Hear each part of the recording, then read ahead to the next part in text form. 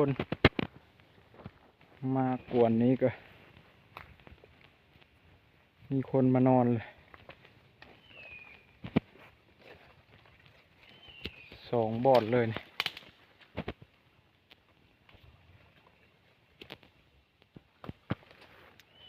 เดี๋ยวเขาเจ้ามานอนได้หลายมื้อแล้วนี่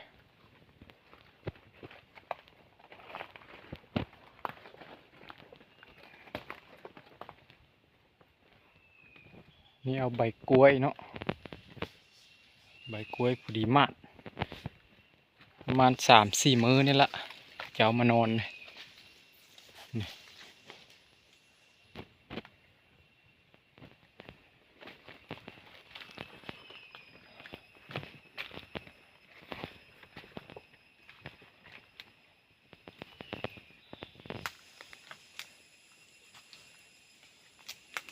บนนอนกลางป่า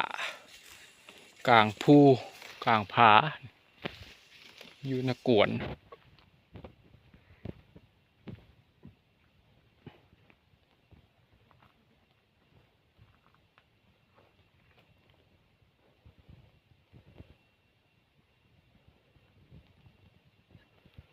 ภูผาทั้งหมด